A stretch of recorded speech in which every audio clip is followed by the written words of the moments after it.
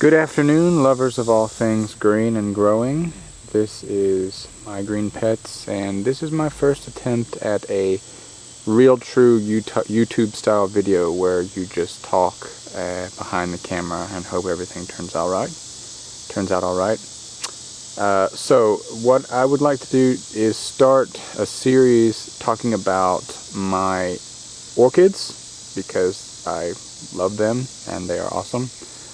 What I did was I'm going to break them down into different families and tribes of plants to try to make it a little bit more digestible, a little easier. It is currently a very hot August afternoon, and things are much nicer in the shade house.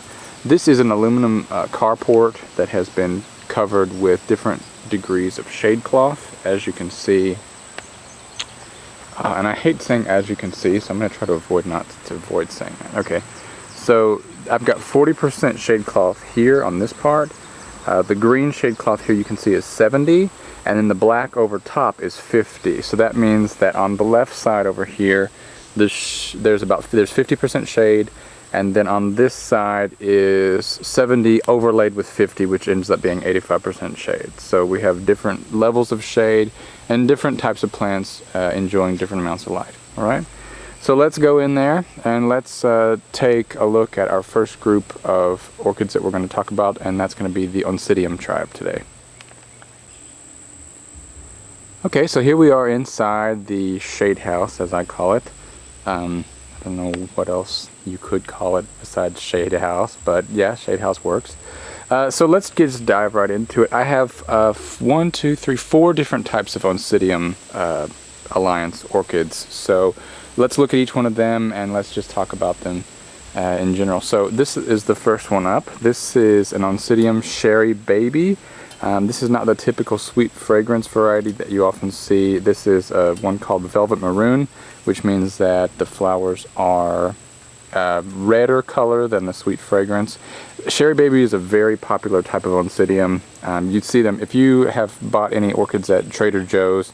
More than likely you've seen a Sharry baby there. It's an extremely popular variety of orchid because it is very fragrant, and it's just really, it smells really nice. People say it smells like chocolate. It's just really up to your, whatever you think. I don't necessarily think it smells like chocolate, but it does, I can see how somebody would think that.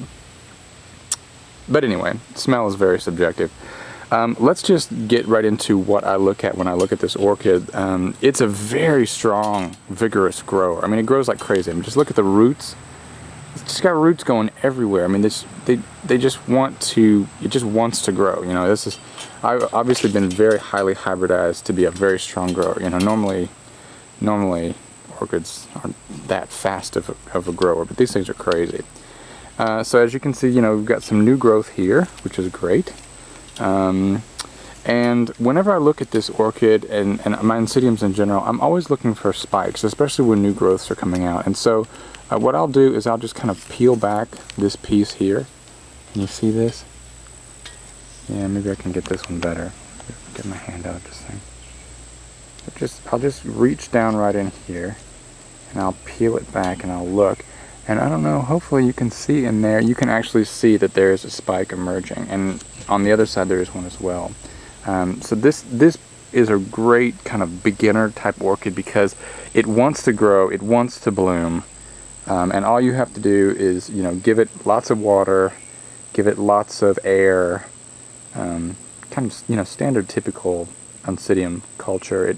It wants to perform well for you. Now, you will notice that it's got some kind of unsightly spots on it here, and I haven't really figured out what it is. At first I thought maybe it had a virus, so I virus tested it, as you can see here from where I chopped it off. And believe it or not, it did not show up any kind of virus. There was no virus showing up on the test. And then a few months later, I tested it again for virus and still got no result. Got a negative result. So it doesn't seem to be affected by virus. Maybe it could be water, it could be heat. Sometimes these orchids, they don't like the heat so much and they get spots. So it's possible that that's the issue. But otherwise, it still tries to grow and it does fairly well. But it's I would be a lot happier if I knew what was the reason for these this weirdness on the leaves. All right. So this is a Oncidium Sharry baby, and the variety is Velvet Maroon. That's the cultivar. So let's kind of pan slowly over here so people don't get dizzy to my next Oncidium. This is Speckled Spire, and the cultivar is Wisp. You can see the tag there. And I actually got this orchid online. I got it on eBay, and I was searching specifically for it because there's not a lot of white Oncidiums. You know, there's a lot of really colorful, beautiful ones, but this one it's got actually white flowers, and that was something I was looking for. So you can see the spike here. It's been growing this spike for about a month, maybe a month and a half or so. It's still probably, I'd say, it's probably a good month from blooming still. These guys take quite a while to get the spike completely developed, the buds to be completely filled out and ready to go. The tip of it actually got broken off here, but that's okay because I think it caused it to branch out a little bit more. When I got this plant, it was in really sad shape. I mean, the old bulbs were just really wrinkled up, and it didn't do very well at all. And I think that this is a hybrid that has been made up of mostly cooler, intermediate growing Oncidium types, because in the summer the roots kind of shrivel up. No matter how much I water it, it doesn't seem to be 100% happy outside for the summer because it is hot. And I noticed that in the winter when it was indoors, it did much better as far as root growth. So I have a feeling that the temperatures, you know, right now it's probably in centigrade, it's probably 32, 33 degrees. In Fahrenheit, that's going to be like in the upper 80s. You can see it, you know, it's pretty breezy outside, so that helps. But I think this orchid tends to like a little bit cooler temperatures. But, you know, regardless, it is growing. It's doing okay. As I showed you with the other one, you know, I like to peek in the different folds and leaf crevices, and you can see here that, let's see if I can get that. If I peel that back, you can see there's a little new growth in there. See that guy? Yeah, you can see him. And I just, you know, I love to peel back leaf pieces and see what's going on. And so, you know, generally the pattern with Oncidiums is that they start a new growth, you know, like this from an old bulb. The growth matures. When the growth is mature, it sends out a spike. It'll bloom. When the spike fades, the pseudobulb will send out a new growth, and then the cycle will repeat itself. And it's typically, well, I would say like if you wanted to go from new growth to bloom, I think you're looking at about 8 months there. So the better part of a year it takes for a brand new growth like the one I just showed you to actually make it to maturity and send out a spike and bloom. You're looking at about eight months there. So the good thing about Oncidiums is they're always doing something, but you know, they're orchids and it takes a while. All right, let's look at my last Oncidium. This is actually a species. So this is Oncidium maculatum. Use my best Latin accent there. And this is a species. It's from Mexico. It's coming from higher altitudes, so it probably appreciates a little bit cooler temperatures. But it seems to be doing okay outside, even though it is kind of hot out here. It's grown this is a completely new growth here that it started in the early spring. And this one blooms for me, it bloomed in January. So it started sending out a spike at the end of the middle of December or so. So basically the growth habit for this guy is it will grow a new bulb or more than one new bulb, depending on the size of the plant, I guess, in the summer, which is what it's doing now. And then in the fall, when the new growth has completed its growth and the bulb's all nice and developed, it will kind of chill out for a month or two, and then it'll send out a spike. I'm not sure, but I'm actually hopeful that this year this plant will send out two.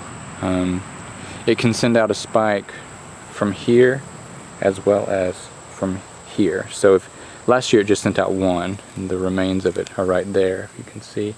But you know, hopefully it got lots of light and and food and water this summer, and that will translate into 2 spikes in the fall. This is really nice because it is fragrant. It kind of smells like a mix between pineapple and banana when it blooms, and I'm all about fragrant orchids, so this was definitely one I wanted to get.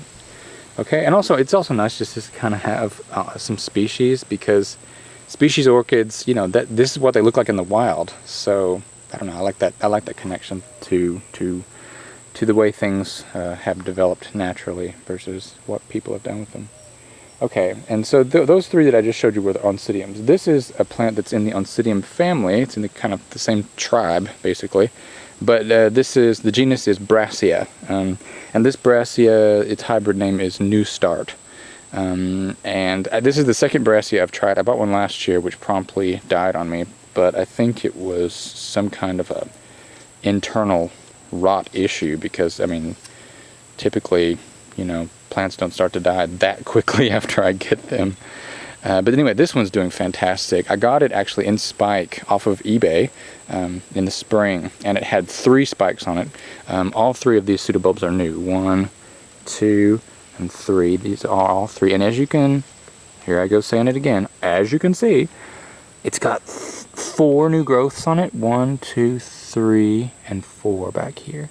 So what does that mean? That means that when these mature and look like this, which will probably be sometime in January, because they do take their time to mature, each one of these new growths will be, it could possibly send out 2 spikes. I'm going to be very hopeful and hope for at least 1 spike per growth, and maybe even 2, depending on how happy the plant is. I look at the pseudobulbs and see that they're nice and plump. You know, they're not wrinkly. I look at the leaf color to see that the leaves are kind of it's like an olive green type color. I mean, it may be a little bit brighter than that. It's not a dark green. They're getting plenty of light. I look at the roots. You know, there's root growth happening in there. They're planted in lava rock, just pure lava rock that you can get at Home Depot is where I got this. And this one just really seems to love it. So lava rock, plastic pot, water, lots of moisture, and that will be really looking forward to that, because Brassia blooms, they look like big, you know, it's called, you know, its common name is the spider orchid, and man, they are so spectacular when they bloom. They just have these big sprays of long, skinny flowers that are just really amazing. Okay, so those are my Oncidiums. That's all I'm going to talk about today. Hopefully this hasn't been too long. Hopefully there's been some interesting material here. If you enjoyed this video, please let me know somehow. Hit the subscribe button, leave a comment. I like to talk orchids, so please get in touch if you so feel like it. All right. Thank you very much for watching, and that's the Oncidium Alliance, the plants that I have. My green pets. Tune in next time. Thank you. Bye-bye.